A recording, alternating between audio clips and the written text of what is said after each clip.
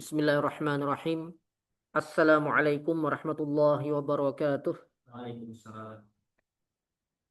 Alhamdulillahi rabbil alamin wa bihi nasta'in ala umurid dunya waddin. Allahumma salli wa sallim wa barik ala nabiyyina Muhammadin wa ala alihi wa sahbihi ajma'in. Allahumma anfa'na bima 'allamtana wa 'allimna ma yanfa'una wa zidna ilma. Allahumma inna nas'aluka ilman nafi'a wa rizqan tayyiba wa amalan mutaqabbala. Subhanaka Allahumma la ilma lana illa ma 'allamtana innaka antal alimul hakim. Qala Allah Ta'ala fi kitabihil karim wa ma kana al-mu'minuna liyanfiru kaffah falawla nafara min kulli firqatin minhum ta'ifatul liyatafaqahu fid din waliyunziru qaumahum idza raja'u ilaihim la'allahum yahzarun. Wa qala Rasulullah sallallahu alaihi wa alihi wasallam man salaka tariqan yaltamisu fihi ilma sahhalallahu lahu bihi tariqan ilal jannah. Wa qala man yuridillahu bihi khaira yufaqihu fid din. Amma ba'du. Alhamdulillah, setelah libur satu pekan kita kembali mengadakan kajian pekanan ya insyaallah selama Ramadan 3 pekan ya. Jadi cuma pekan terakhir kita libur. Tapi nanti Syawal juga awal-awal akan libur sesuai jadwal yang ada. Baik, sebelum kita lanjutkan kajian ini ada pertanyaan yang masuk di grup kajian pekanan. Pertanyaan agak lama. Assalamualaikum. Waalaikumsalam. Apakah alat untuk menyamak kulit bangkai bisa dengan bahan apa saja? Yang terpenting menghilangkan seluruh sisa-sisa daging, lemak, darah, dan lendir yang menempel pada kulit hewan. Atau harus dengan bahan-bahan yang sudah disebutkan dalam kitab klasik. Baik. Ini masih pembahasan Al-Yaqut An-Nafis ya. Jawabannya selama memenuhi syarat ya. Selama memenuhi syarat ia boleh menggunakan bahan apapun ya. Jadi selama memenuhi syarat yang sudah kita sebutkan boleh menggunakan bahan apapun. Adapun yang disebutkan di dalam kitab Al-Yaqut An-Nafis maupun kitab-kitab yang lain itu sekadar contoh gitu ya. Sekadar contoh untuk memudahkan gambaran, bukan batasan gitu ya, bukan batasan. Makanya kalau di kitab Al-Yaqut An-Nafis ini kan dikatakan kal qarazi wa dzarqit tayr ya. Ka itu seperti gitu ya, itu ya sekadar menyebutkan contoh-contoh yang sesuai dengan syarat-syarat yang disebutkan di dalam kitab gitu ya. Nah, jadi yang paling penting adalah terpenuhinya syarat-syarat atau kriteria dari dabir tersebut ya, kriteria dari alat penyamak tersebut ya. Jadi apapun selama memenuhi syarat itu boleh.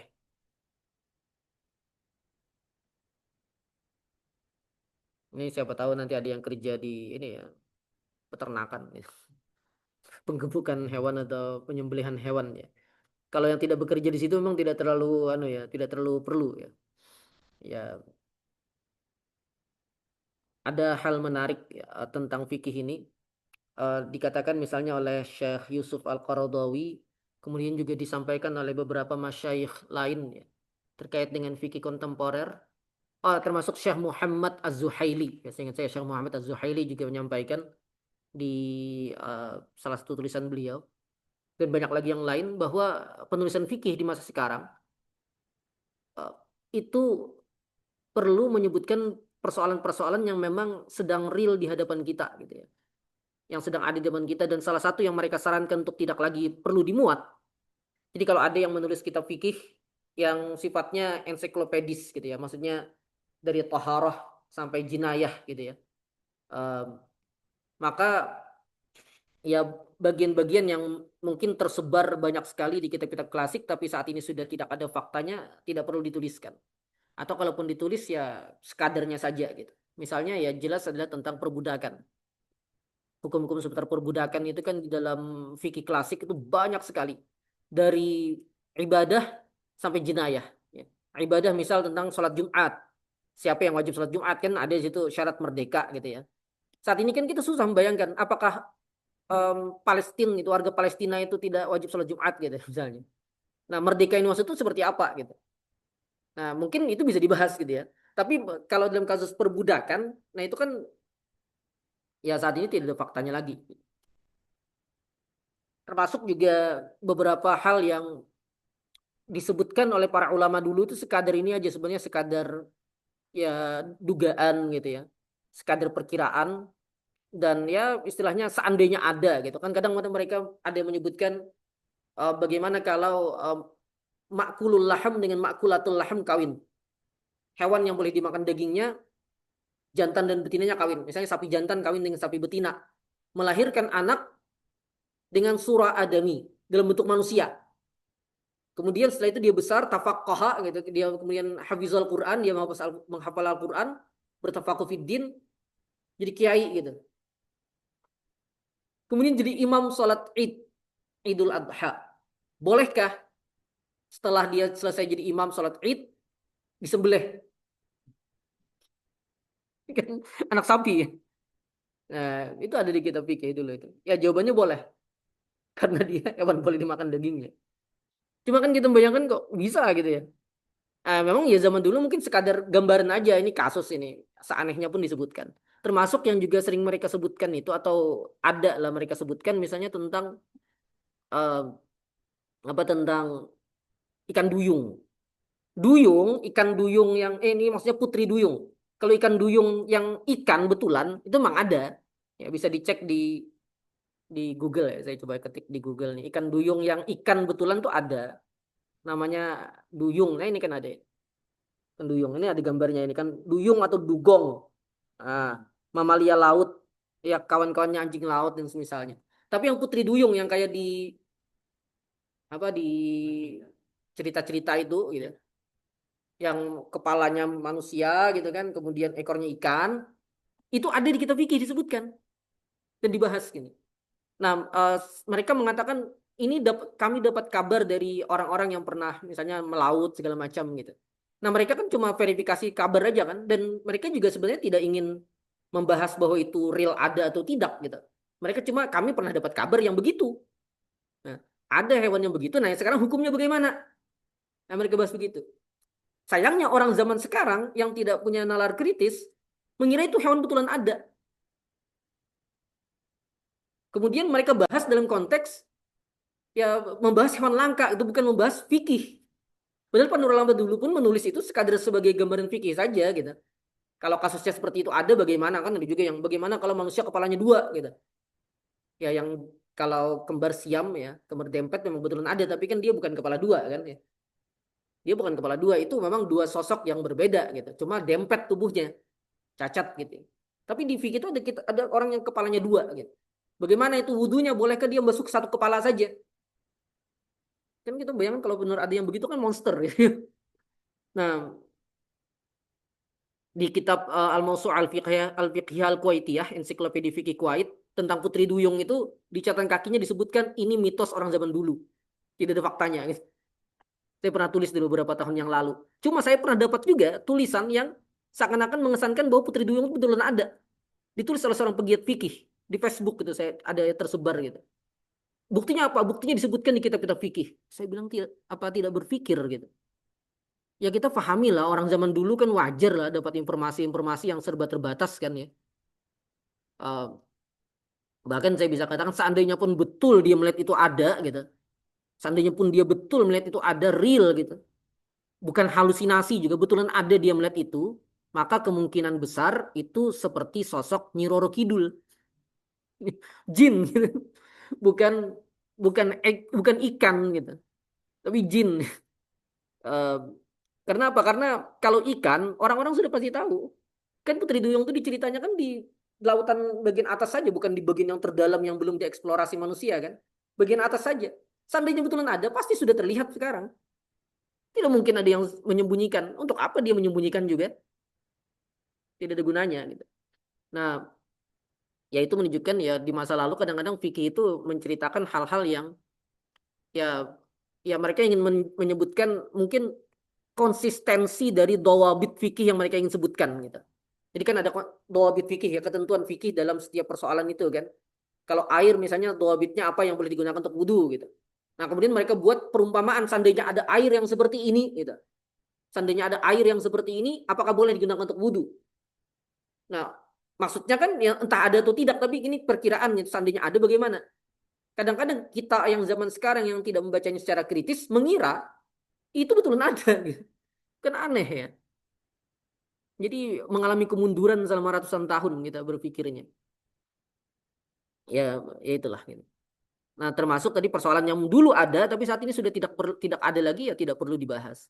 Jadi kalaupun membahas misalnya kita fikih kontemporer itu misal tentang sholat di atas pesawat. Itu kan real kan ya. Apalagi orang yang umroh gitu atau orang yang melakukan perjalanan jauh gitu ya ke Jepang kemana gitu. Kalau cuma ke Jakarta sih tidak perlu ya. Eh, dari Banjarmasin ke Jakarta kada perlu memikirkan sholat di pesawat ya. Karena toh sholat sebelum berangkat atau setelah tiba juga bisa gitu. Nah, tapi itu atau seperti di Jakarta.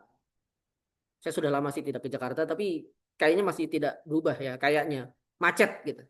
Bagaimana? Apakah boleh menjamak sholat, terutama maghrib, isya misalnya, pada saat kemacetan Jakarta? Kan orang-orang pulang habis asar misalnya, jam segini misalnya pulang mereka dari kantor gitu ya. Di jalan terjebak macet, masuk maghrib, maghrib kan sebentar sekali waktunya. Kemudian ke isya, boleh ke dijamak? Misalnya dia sholat laksanakan sholat jamak maghrib isya nanti ketika sampai di rumah atau masjid dekat rumah gitu misalnya, boleh atau tidak dia jamak? Um, Padahal kan itu masih satu kota ya, masih sedangkan jamak itu kan um, yang disepakati gitu ya, jamak yang disepakati boleh itu kan saat safar gitu ya, saat safar dan um, safar itu artinya dia keluar dari batas kota. Ini kan masih di kota yang sama, boleh atau tidak? Dan seterusnya. Nah itu perlu dibahas itu di kitab-kitab fikih gitu. Karena apa? Karena kasus real yang dihadapi masyarakat. Karena sifat fikih itu sebenarnya adalah menjawab persoalan-persoalan real yang ada di tengah masyarakat. Jadi bukan keasikan membahas sesuatu yang pernah ada di masa lalu tapi saat ini sudah tidak ada gitu. Dan memang tidak perlu ada lagi juga gitu, kayak budak segala macam tadi. Nah itulah. Jadi ya kita perlu memahami dhawabit dan dalil ya dari kitab-kitab fikih ya. Jadi yang perlu dipahami dari fikih itu, fikih klasik ya, fikih turas, satu definisi. Itu penting sekali ya untuk memahami definisi. Kemudian dhawabit ya, syurut, arkan, syurut, qawaid segala macam itu penting diketahui. Kemudian dalil-dalil ya, kemudian ta'lil ya, alasan hukum itu berlaku seperti itu. Nah, setelah kita pahami itu semua, maka kita akan bisa menangkap esensi dari persoalan itu. Sehingga kemudian bisa menjawab persoalan-persoalan kekinian dengan cara berpikir seperti ulama dulu. Bukan sekadar copy paste yang tertulis di kitab terdahulu gitu. Karena kan mereka menjawab persoalan yang mereka hadapi di masa lalu, bukan menjawab persoalan yang dihadapi oleh kita. Nah, maka yang tadi itu yang perlu kita pahami sehingga bisa menjawab uh, persoalan zaman sekarang. Dan ya itulah yang dipraktekkan oleh para ulama kontemporer ya. Saya baru sempat membaca sekilas saja ada tulisan di Facebook dari Dr. Ali Jum'ah, tahu ya mantan mufti Mesir, tentang urgensi mengeluarkan fitrah zakatul fitr dengan uang. Beliau sama seperti Syekh Yusuf Al-Qardawi kan menguatkan keutamaan mengeluarkan zakatul fitr dengan uang gitu ya. Dan ini tampaknya memang difatwakan oleh banyak sekali ulama kontemporer. Meski saya sendiri mengatakan di Indonesia dengan beras masih sangat efektif ya. Kalau di Timur Tengah memang tidak efektif mengeluarkan zakat dengan gandum. Merepotkan sekali malah. Saya pernah tulis itu. Merepotkan sekali memang kalau di Timur Tengah atau di Eropa yang makanan utamanya roti gitu misalnya. Bahkan di Eropa itu beberapa tidak punya makanan pokok. Nah, itu memang merepotkan. Tapi kalau kita masih memungkinkan. Ya cuma di kita pun kalau mau mengeluarkan dengan uang pun boleh gitu. Menurut banyak ulama. Ya karena apa? Karena menurut mereka ya mereka menghitung keadaan zaman sekarang. Mereka memahami nalar fikih para ulama terdahulu, nalar fikihnya para ulama terdahulu, kemudian menilainya dengan kasus kontekstual di zaman sekarang. Jadi bukan sekadar mengcopy gitu. Bukan sekadar mengcopy apa yang tertulis di kitab klasik. Dr. Ali Al-Qarahdari, tahu Dr. Ali Al-Qarahdari ini apa jabatan beliau sekarang ya? Raisul Ittihad gitu kayaknya. Sudah ketua kan. Al-Ittihad Al-Alami li Ulama'il Muslimin. Dulu pernah ada daurah, saya pernah mengikuti tentang rasanya zakatul fitr dengan uang juga rasanya. Ada yang ada yang bertanya terkait talfik mazhab segala macam. Jawaban beliau, kami ini bukan talfik mazhab, ini seingat saya ya. Jawaban beliau kata beliau, kami bukan talfik mazhab, ini ijtihad gitu. Ini ijtihad kontemporer, bukan talfik. Jadi kaidah-kaidah tentang talfik mazhab itu kan kaidah-kaidah tentang taklid. Sedangkan yang kami sampaikan ini ijtihad gitu. Sehingga tidak perlu terikat dengan kaidah-kaidah itu. Bahkan saya pernah membuat tulisan dan saya muat di jurnal tentang talfik itu pun boleh sebenarnya. Menurut banyak ulama ada sekian argumentasi gitu. Kalaupun pakai talfik gitu. Nah, nalar ulama kontemporer itu begitu. Nalar ulama kontemporer begitu. Sehingga tidak jatuh pada kejumudan gitu ya. Jadi fikih itu hidup di tengah masyarakat. Itu mungkin sedikit. Sekarang kita masuk ke al-madkhal ila usuli al-fiqh. Ya. Al-madkhal ila usulil fiqh. Namanya tanbihat langsung.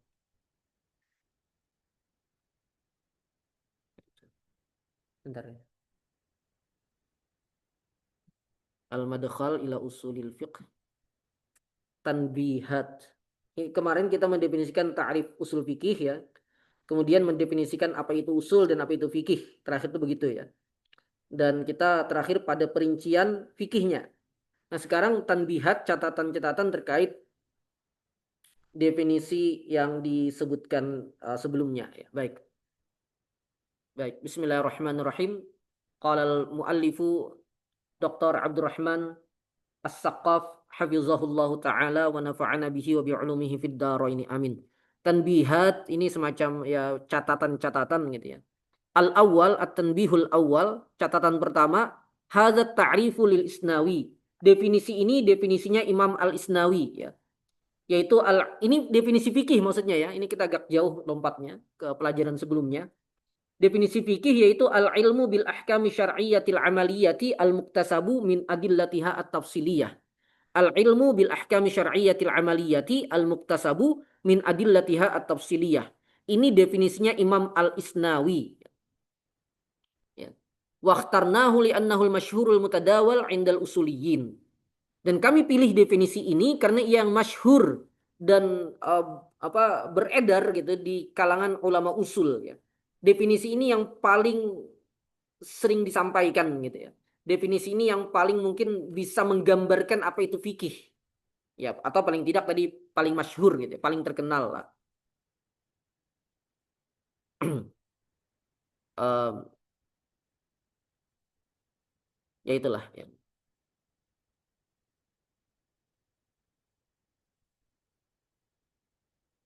Wa 'arrafahu Imamul Haramain bi annahu, dan Imam Al-Haramain mendefinisikannya dengan, dan ini juga definisi dalam ini ya, Imam Asy-Syirazi dalam Al-Lum'a'. Ma'rifatul ahkami syar'iyyati allati tariquha al-ijtihad. Pengetahuan terhadap hukum-hukum syar'i yang jalur untuk mengetahuinya itu adalah ijtihad. Ma'rifatul ahkami syar'iyyati allati tariquha al-ijtihad. Harusnya dibaca ya, cuma ya sudahlah. Sudahlah. Ya, biar saya langsung aja ya. Pengetahuan terhadap hukum-hukum syar'i yang metode untuk mengetahuinya itu dengan jalan ijtihad. Jadi fikih itu di definisi sebelumnya kan al-ilm ya. Definisi di sekarang itu ma'rifah. Jadi siapa sih faqih? Adalah orang yang alim atau orang yang arif terhadap hal ini ya. Kemarin itu ya. Dan disebut fikih kalau itu dilahirkan dari pengetahuan terhadapnya melalui tadi ya dalil-dalil atau melalui jalur ijtihad. Makanya kita sudah sampaikan bahwa di masa lalu yang disebut faqih itu otomatis mujtahid. Otomatis mujtahid. Kalau zaman di masa-masa berikutnya istilah faqih itu lebih longgar gitu. Sampai zaman sekarang tambah longgar lagi. Saya pernah dapat ya informasi ya seseorang diberi label al-faqihul usuli, al-muhaddis, macam-macam sekadar karena tampaknya ya yang terlihat zahirnya sekadar karena punya sanad gitu. Punya sanad kitab-kitab itu. Padahal kan sanad itu tidak terlalu susah ya. Dapat sanad itu tidak terlalu susah. Dan ya tergantung syekhnya sih. Tapi kebanyakan sanad itu ya diberikan sekadar ini saja. Mungkin sekadar kitabnya dibaca, ya dapat sanad gitu. Padahal kan sekadar dibaca belum tentu paham. Pendidikan modern sebenarnya jauh lebih bisa menguji gitu ya. Meskipun ya di luar kecurangan dan manipulasi ya. Di luar kecurangan dan manipulasinya sebenarnya lebih bisa menguji keilmuan. Dengan ada ujian tengah semester, ada ujian akhir semester ya. Iya kan ya? Meskipun di kita ya ada manipulasinya ya. Ada diangkat nilainya gitu ya dari passing grade gitu. Cuma kalau seandainya ideal kan memang bisa mengukur ya tingkat pemahaman atau kayak model skripsi gitu. Jadi pengetahuan itu dipresentasikan baru kemudian dinyatakan lulus atau tidak. Meskipun lagi-lagi juga kadang-kadang ya diberi ini ya diluluskan gitu demi nama baik kampus. Nah, cuma seandainya itu diidealkan, ya seandainya dipraktekkan secara ideal tanpa perlu alasan-alasan administratif seperti tadi, itu lebih bisa menguji. Nah, sedangkan kalau sekadar dapat sanad kitab gitu atau sekadar ngaji, itu kan belum tentu ya. Ini anggap saja antum yang hadir di sini, ini kan sama nih, sama-sama menyimak saya gitu. Tapi kan pemahamannya kan bisa jadi beda-beda. Tingkat pemahaman, pengetahuannya kan beda-beda dan itu dipengaruhi oleh banyak faktor gitu. Apalagi kalau sanatnya sanat sekadar ijazah gitu. Maksudnya tidak juga dibaca sekadar ya saya ijazahkan kitab ini kepadamu gitu. Itu kan lebih lebih tidak menguasai lagi gitu. Nah, cuma ya dapat gitu dan kemudian dapat gelar macam-macam tadi. Ya meskipun ya terserah juga sih ya. Karena memang tidak ada standar bakunya. Tapi ya kalau dulu yang disebut faqih, yang layak disebut sebagai faqih itu adalah seorang yang mampu berijtihad, mampu berijtihad. Baik. Nah, kembali wa alaihi la yu'addu minal fiqhi ma laisa tariquhu al-ijtihad. Berdasarkan definisi Imam Al-Haramain ini tidak dianggap bagian dari fikih perkara-perkara yang metode untuk mengetahuinya bukan melalui ijtihad. Kal ilmi bi anna salawati al khamsa wajibatun wa anna zina muharramun wa nahwi dzalika ya. Minal masailil qat'iyyah al ma'lum minad din bid darurah. Jadi ilmu setiap kita tentang sholat lima waktu itu wajib. Kita semua kan tahu nih sholat lima waktu wajib kan, tanpa ada keraguan sedikit pun. Mau yang awam maupun yang khawas, ya. Mau yang alim ataupun yang jahil, selama dia masih muslim dan tinggal di komunitas kaum muslimin, tinggal bersama kaum muslimin kayak di kota kita gitu atau di Indonesia lah secara umum gitu ya. Atau bahkan yang di semua negeri-negeri Islam, itu kan semuanya tahu gitu. Bahkan di kita, di negeri kita, itu non muslim pun tahu salat lima waktu. Tahu salat lima waktu mereka. Apalagi puasa Ramadan kan. Sampai ada war takjil gitu. Ada istilah war takjil. Nah, mereka tahu gitu. Saking jelasnya. Nah, pengetahuan kita bahwa salat lima waktu itu wajib, menurut definisi Imam Al-Haramain tadi, tidak disebut sebagai fikih. Karena apa? Karena kita mengetahuinya bukan melalui ijtihad, tapi melalui maklumat yang sudah sangat jelas. Yang sudah sangat jelas dalam agama kita. Bahkan tanpa perlu kita tahu dalilnya. Kalau dari sisi pendalilan kan apa dalil tentang wajibnya sholat lima waktu gitu. Misalnya adalah firman Allah aqimus sholat. Inna sholata kanat alal mu'minina kitaban mawquta. Kemudian akhbirni anil Islam gitu. Kemudian salah satunya adalah sholat gitu. Nah, itu kan pendalilan penyebutan dalil-dalilnya. Tapi seandainya tanpa itu pun dengan yakin setiap muslim tahu bahwa salat lima waktu itu wajib. Wa anna zina muharram. Zina itu haram. Itu juga sudah sangat jelas ya. Jadi meskipun apa tidak ada yang tahu gitu ya atau tidak tahu dia tidak tahu gitu. Firman Allah wala taqrabuz zina gitu ya. Dan seterusnya. Tetap saja mereka tahu bahwa zina itu haram dan perkara-perkara lain termasuk wajibnya puasa Ramadan ya. Termasuk wajibnya puasa Ramadan. Ini persoalan-persoalan yang qat'i ma'lum minad din bid-darurah. Ma'lum minad din bid-darurah.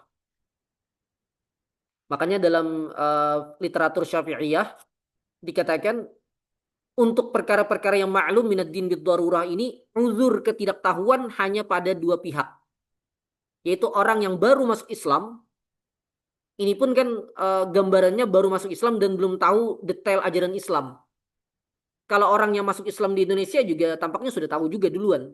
Non Muslimnya juga sudah tahu, apalagi yang masuk Islam. Tapi bayangkan dengan di masa lalu gitu. Kan di masa lalu banyak yang masuk Islam karena taklukan ya. Karena penaklukan wilayah gitu. Jadi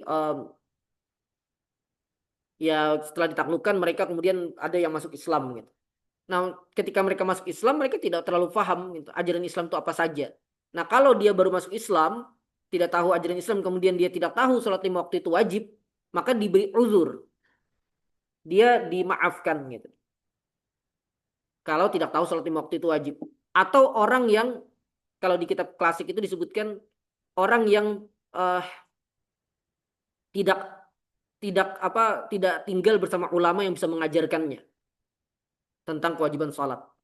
Nah, cuma kalau saya menerjemahkannya itu kalau untuk dengan memahami konteksnya sekarang tidak tinggal bersama komunitas kaum muslimin. Karena kalau kita sebut ulama, itu kan bayangannya ulama besar gitu ya. Ya, ulama besar gitu. Ya padahal bukan itu. Maksud ulama di situ adalah orang yang tahu sholat lima waktu itu wajib. Dan itu kan ya orang-orang awam sekalipun gitu yang tidak pernah nyantri sekalipun kan tahu sholat lima waktu itu wajib gitu. Maka lebih relevan kalau dikatakan tidak tinggal bersama komunitas kaum muslimin. Misalnya tinggal di negeri kafir, tidak ada muslim di sekitarnya. Meskipun dia Islam karena orang tuanya muslim, ayah ibunya muslim, tapi dia sejak kecil, sejak sabi sudah sendirian gitu. Apakah ini pernah terjadi? Bisa jadi ya. Bisa jadi misalnya di zaman Uni Soviet dulu gitu. Atau di Cina zamannya Mao Zedong gitu ya. Zamannya awal-awal revolusi rakyat Cina itu. Atau di beberapa daerah lain itu. Atau di hutan gitu misalnya ya. Kayak Tarsan. Nah, yang seperti itu tidak tahu sholat lima waktu wajib bisa dimaklumi. Bisa diberi uzur. Tapi kayak kita tidak bisa diberi uzur. Kalau ada dari orang-orang kita, orang yang tinggal di kota kita ini atau yang semisalnya, kemudian mengatakan saya tidak tahu salat lima waktu itu wajib, tidak bisa dimaafkan. Karena apa? Karena dia perkara itu sudah sangat jelas. Gitu. Demikian juga puasa Ramadan dan seterusnya. Baik. At-tanbihut tsani, tanbih yang kedua, al-faqihu huwal mujtahidnya tadi yang saya sampaikan. Al-faqih, orang yang faqih itu adalah orang yang ahli ijtihad. Ya. Ahli ijtihad. Ini catatan kakinya dari Zakaria Al-Ansari, Ghayatul Wusul. Ya. Wa huwal mustafid lil ahkamil fiqhiyah minad dalail. Fahuwal arif bid dalailil ijmaliyah wa bil murajjihat allati biha yu'rafu ma huwa uh, allati biha ya'rifu ma huwa dalil al-mufid lil hukmil fiqhi min al-adillati tafsiliyah inda ta'arudiha dan seterusnya. Jadi mujtahid itu adalah orang yang istifadah, orang yang bisa mengambil faedah hukum-hukum fikih dari dalil-dalilnya. Dia adalah orang yang arif, orang yang memiliki ma'rifah, orang yang memiliki pengetahuan terhadap dalil-dalil, dalail ini jamak dari dalil-dalil ya. Dalil-dalil ijmali, dia tahu tentang dalil-dalil ijmali ya. Al-amru lil wujub, an-nahyu lit tahrim gitu ya. Dan seterusnya. Wabil murajjihat dan faktor-faktor penguat satu dalil atas dalil yang lain. Misalnya dalil khas dikuatkan daripada dalil am. Dalil muqayyad muqaddam daripada dalil yang atau nas yang mutlak dan seterusnya. Mantuk dikuatkan daripada mafhum dan seterusnya. Ya. Allati biha yang dengan murajjihat itu, dengan faktor-faktor penguat itu, dia si arif tadi ya'rifu ma huwa dalil, mengetahui apa itu dalil al-mufid lil hukmil fiqhi yang berfaedah untuk menetapkan hukum fikih minal adillati tafsiliyah dari dalil-dalil terperinci. Ya. Jadi ada dalil ijmali, ada dalil tafsili. Dalil ijmali itu adalah kaidah-kaidah usul fikih ya, yang diambil dari nas-nas syar'i, sedangkan dalil tafsili itu adalah dalil-dalil spesifik untuk persoalan-persoalan tertentu. Ya. Dan sebenarnya dalil ijmali dan dalil tafsili ini itu juga, cuma sudut pandangnya yang berbeda. Sebagai contoh, um, firman Allah apa faman syahida minkumus syahra falyasumhu. Nah itu dari sisi dalil tafsili kan dalil wajibnya puasa Ramadan bagi siapapun yang mengetahui masuknya bulan Ramadan. Ya, siapapun faman syahida minkumus syahra, siapapun di antara kalian yang menyaksikan datangnya bulan, masuknya bulan, fal yasumhu. Di situ kan fi'il mudhari' bersambung dengan lamul amr ya. Dan itu salah satu sirah al-amr. Salah satu sirah al-amr. Fal yasumhu. Fal yasumhu. Wajib baginya puasa. Nah, jadi itu secara tafsil, secara terperinci itu dalil tentang wajibnya puasa Ramadan. Wajibnya puasa Ramadan. Itu dalil tafsili. Namun, ia juga adalah bagian dari dalil ijmali. Dari sisi bahwa itu amr. Fal yasumhu itu amr. Sighatul amr. Dan sighatul amr ketika tidak ada qarinah yang mengalihkannya maka dia berfaedah wajib. Nah, jadi perintah itu menunjukkan hukum wajib. Dan perintah di dalam ayat tadi itu menunjukkan hukum wajib. Itu dalil ijmali namanya. Sedangkan bahwa itu membahas spesifik puasa itu dalil tafsili. Paham ya? Jadi dalil ijmali dan dalil tafsili sebenarnya objek yang dibahas dia itu juga. Cuma bedanya adalah yang satu meninjau secara kasus tertentu spesifik sedangkan satu melihatnya sebagai kaidah yang berlaku pada semua dalil-dalil tadi. Ya. Baik. Minal adillati tafsiliyah inda ta'arudiha. Ketika terjadi ta'arud antara dalil-dalil tafsili tadi. Misalnya hadis tentang uh, apa perempuan haid gitu, apa hak suaminya ketika istrinya sedang haid gitu. Um, nah, di salah satu riwayat Nabi mengatakan ma faukal izar gitu. Laka ma faukal izar. Um, hakmu adalah apa namanya? Hakmu adalah boleh menggauli atau boleh istimta ya. Boleh istimta dengan istrimu kecuali ma faukal izar, kecuali yang di atas sarung antara pusar hingga lutut.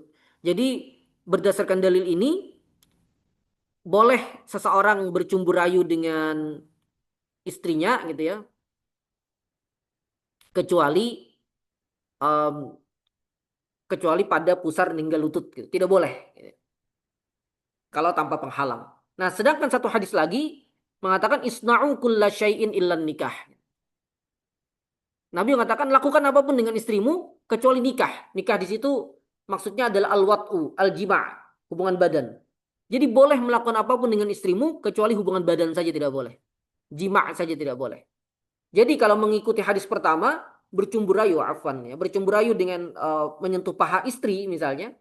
Istri tapi ya. Kalau yang lain ya tetap haram. Kapanpun haram. Istri itu tidak boleh, haram.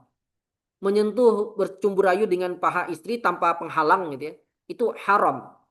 Apalagi lebih daripada itu. Itu haram menurut hadis yang pertama.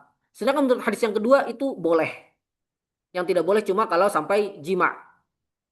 Nah itu kan ta'arud artinya kan. Terjadi perselisihan makna. Nah maka dengan murajjihat tadi dia akan mengetahui mana dalil yang bisa dikuatkan dan mana dalil yang akan ditinggalkan gitu ya. Jika memang harus dilakukan tarjih. Jika memang harus dilakukan tarjih.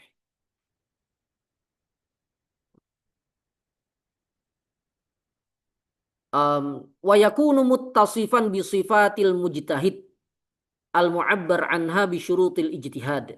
Dan dia disifati dengan sifat-sifat mujtahid yang juga disebut dengan ungkapan syarat-syarat ijtihad. Artinya si arif ini orang yang mengenal ini dia memenuhi syarat-syarat ijtihad yang akan kita bahas di akhir kitab Al-Madkhal nanti ya.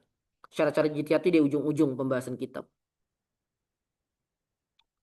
Kemudian ini mungkin yang terakhir ya. As-salis ad-dalil. Yang ketiga adalah ad-dalil. Dalil. Apa itu ad-dalil? Al-mursyid ilal matlub. Ya. Al-mursyid ilal matlub. Ini ada dalil secara lugawi. Ya. Pengertian dalil secara lugawi. Meskipun beberapa ulama menyebutkannya tanpa menyebutkan definisi dalil secara tafsili gitu. Jadi seakan-akan ya definisi dalil adalah memang ini gitu. Al-mursyid ilal ilal matlub gitu ya. Al-mursyid ilal matlub. Yang mengarahkan kepada yang ingin dituju ya. Yang mengarahkan kepada yang ingin dituju. Jadi gambaran dalil itu kayak rambu-rambu lalu lintas. Misalnya kita mau ke Martapura. Dari daerah ini mau ke Martapura. Kan kadang-kadang ada penanda itu. Martapura berapa gitu, misalnya 30 kilometer gitu. Panahnya ada.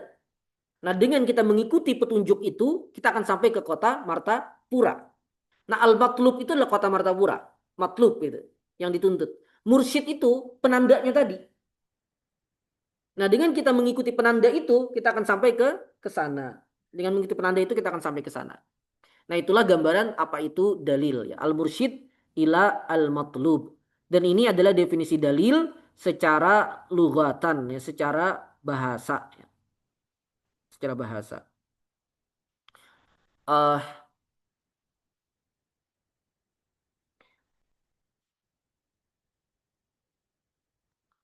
Sedangkan dalil secara istilah, salah satu definisinya ini agak ada beda-beda redaksi ya, tapi di antaranya mayusilu bisahihin nazar fihi ila matlubin khabari. Uh, Perkara yang akan menyampaikan kepada yang ingin dituju selama kita bisa memandang atau meneliti perkara itu dengan penelitian yang benar gitu ya. Dengan penelitian yang benar. Nah, itu adalah di antara definisi dalil ya. Nah, kemudian beliau katakan wahwa qismani dan ia ada dua macam. Dalilun ijmaliyun yaitu dalil ijmali ai ghairu muayyan yaitu tidak spesifik tadi sudah kita singgung sedikit ya. Um, dan yang kedua dalilun tafsili ai muayyan. Dalil tafsili yaitu dalil spesifik. Wasatati al isyaratu ilaihi dan nanti akan ada isyarat pada pembahasan ini. Tapi sudah kita singgung juga tadi sedikit. Baik, sampai di sini ada yang mau disampaikan?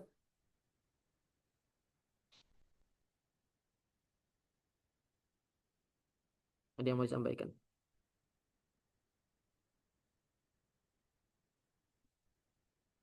Yang online juga boleh kalau ada yang mau disampaikan. Ini ada yang hadirnya online. Bisa dikecilin apa ini?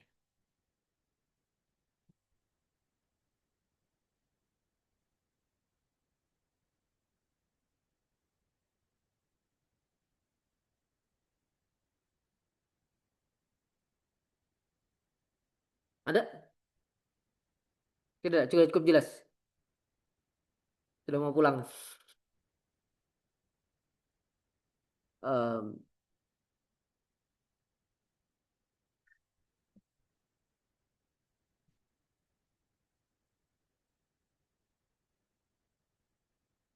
Baik, kalau tidak ada kita cukupkan saja berarti ya. Jadwalnya harusnya sampai jam berapa? Hah? Oh, tinggal 10 menit juga memang ya. Tersisa 10 menit.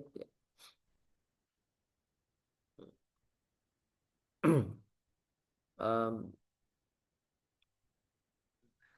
iya, iya, silakan. Iya, silakan. Iya,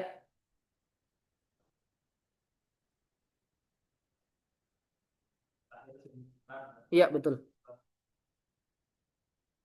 Hmm.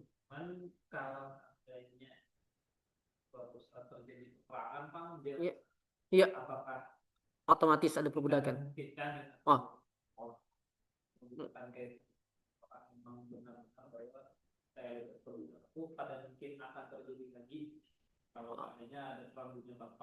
Ah, baik.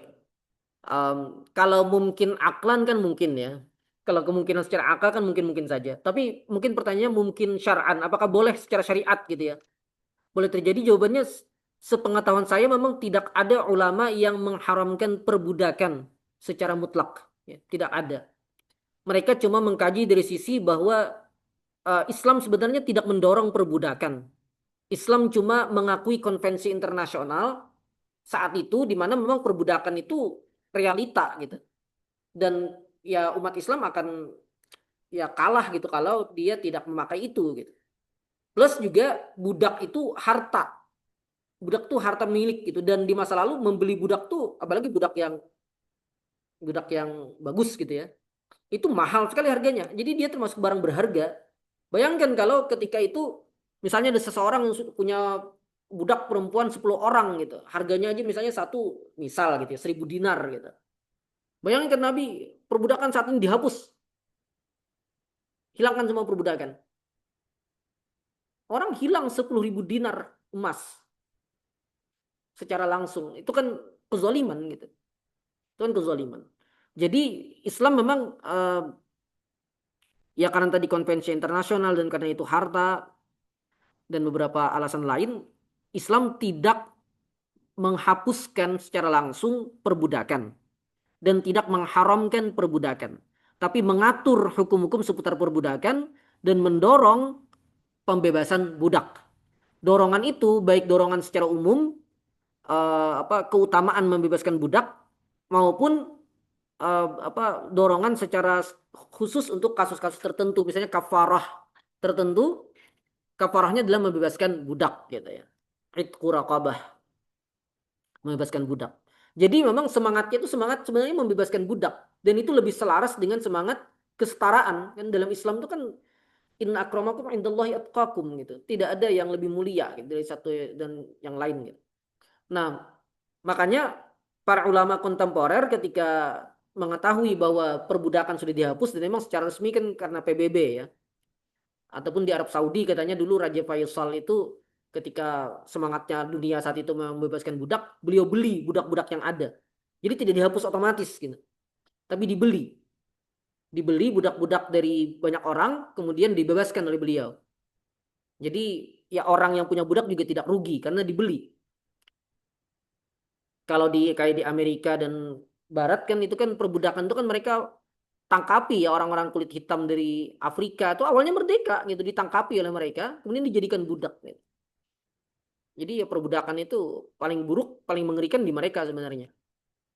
Tanpa alasan-alasan yang wajar gitu diperbudak manusia. Orang merdeka diperbudak. Dalam Islam tidak boleh. Tidak boleh tiba-tiba ada orang di jalan gitu ditangkap kemudian dijadikan budak, tidak boleh. Budak itu tawanan perang.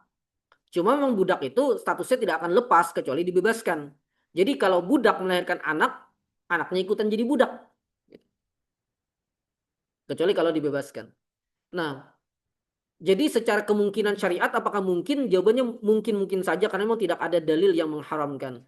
Cuma ini di bawah siasah syariah. Jadi tidak otomatis juga gitu. Otomatis oh, nanti kita sampai dulu ada yang membayangkan kita nanti memerangi Eropa gitu. Ya, orang Eropa kan mantep-mantep ya perempuannya. Eh, Nanti artis-artis itu kita atau Korea gitu. Artis-artis Korea nanti berbudak gitu. Itu khayalan dia saja kan. Dia membayangkan yang seperti itu gitu. Nah, sebenarnya itu di siasah syariah gitu. Siasah syariah itu tergantung kebijakan waliul amr. Jadi kalau memang terjadi peperangan antara kaum muslimin dengan ini peperangan anu ya, jihad gitu ya. Jihad fisabilillah antara kaum muslimin dengan orang-orang kafir misalnya. Kemudian orang kafir itu kalah gitu. Apakah bisa diperbudak? Ya sebagai salah satu option, sebagai salah satu pilihan bisa. Tapi itu tergantung kebijakan si penguasa. Tergantung kebijakan si penguasa. Dan kalau penguasa itu mengikuti semangat sebagian ulama tadi kontemporer, sebenarnya pilihan menjadikan budak itu bukan pilihan yang paling layak gitu. Sebenarnya bisa saja dengan ya dia ditahan saja gitu, atau diminta tebusan gitu ya, atau pilihan-pilihan lain. Tergantung kebijakan dia, tanpa harus memperbudak. Apalagi kalau kejadiannya itu tidak jauh dari masa semangat perbudakan itu sudah hilang dan ditolak gitu. Misalnya di zaman sekarang ini kan Semangat apa perbudakan itu kan semangatnya orang menolak semua kan saat ini. Muslim ataupun non muslim kan tidak mendukung perbudakan gitu. Bayangkan misalnya tiba-tiba terjadi perang gitu ya. Ya, misalnya Prabowo dengan Trump perang tiba-tiba gitu kan. Misalnya tiba-tiba perang Prabowo dan Trump gitu. Kalah Trump misalnya. Apakah istrinya Trump kemudian diperbudak? Ya semangat dunia saat ini tidak gitu dan bisa jadi citranya nanti jadi jelek bagi Islam. Kalau kemudian diperbudak kan jadi jelek bagi Islam. Karena citranya jadi citra mengerikan. Karena harus diakui di dunia luar itu opini negatif tentang Islam itu masih sangat kuat. Beberapa fakta real dalam Islam ada, tapi cara mereka memandang salah. Misalnya poligami, Islam membolehkan. Betul, Islam membolehkan poligami. Tapi bayangan mereka tentang poligami itu salah. Jadi tasawur mereka tentang poligami itu salah, sehingga mereka menganggap itu mengerikan. Dan Islam sendiri menyetujui adanya poligami. Tapi ada juga persepsi negatif mereka tentang Islam, padahal Islam tidak begitu. Islam itu barbar, tidak beradab, segala macam itu masih banyak di bayangan mereka. Di bayangan orang-orang Eropa termasuk ketika rame-rame yang saat ini di dunia maya kalau dia mengikuti orang-orang Korea itu kan lagi perang ya di media sosial dengan orang-orang Asia Tenggara ya. Itu sudah bawa-bawa agama orang-orang Korea itu. Saya baca itu ada yang bawa-bawa agama. Dia mengatakan ya wajar tuh di Indonesia dan Malaysia itu karena Islam gitu. Kemudian apa yang negatif tentang Islam muncul. Jadi persepsi negatif mereka tentang Islam masih banyak gitu. Maka dan itu kan negatif bagi dakwah ya. Kita tidak bisa lagi kalau di masa lalu mungkin opini negatif itu bisa positif jadinya. Karena apa? Karena menambah rasa takut musuh ketika akan ditaklukkan. Bayangkan orang-orang Konstantinopel ngeri sekali itu mendengar mereka akan ditaklukkan oleh Muhammad Al-Fatih. Mereka ketakutan gitu. Sehingga dengan ketakutan itu mereka sudah tidak berani melawan, mereka sudah kalah duluan sebelum perang. Mereka sudah kalah duluan sebelum perang, mereka kalah mental. Karena membayangkan betapa hebat dan mengerikannya pasukan kaum muslimin. Tapi kalau zaman sekarang kan dengan ada media dan segala macam, persepsi semacam itu malah jatuhnya negatif bagi dakwah gitu. Maka dikhawatirkan kalau kalau penguasa yang mengambil sikap seperti itu tanpa pertimbangan yang matang, malah jadinya uh, ya mundur kita gitu ya. Dakwah menjadi mundur, membuat orang semakin takut dengan Islam. Dan itu tentu tidak tepat. Tapi kembali lagi, apakah secara ihtimal memungkinkan perbudakan itu kembali muncul? Jawabannya iya. Karena syariat kita memang tidak pernah menghapuskan sepenuhnya. Cuma karena itu siasat syariah, ya kalau saya sih condongnya jangan memilih itu gitu. Jangan memilih sikap itu. Seandainya terjadi. Wallahu a'lam. Baik, tidak ada? Cukup? Ya waktunya juga sudah ini ya. Kita cukupkan. Mungkin banyak yang siap-siap mau wartakjil atau mau ya baca Quran, zikir sebelum buka. Meskipun masih 1 jam lagi ya buka puasa kita. Cuma karena dekat jam 6 jadi terasa agak ini ya. Padahal hampir jam 7 baru kita buka puasa. Baik kita cukupkan. Insya Allah kita bertemu lagi pekan depan. Rekaman nanti ada di YouTube saya ya. Kalau ada yang mau menyimak rekamannya. Dan juga akan kita bagikan di grup ya. Grup kajian pekanan. Demikian mohon maaf atas segala kesalahan. Hadanallahu wa iyyakum ajma'in. Wassalamualaikum warahmatullahi wabarakatuh.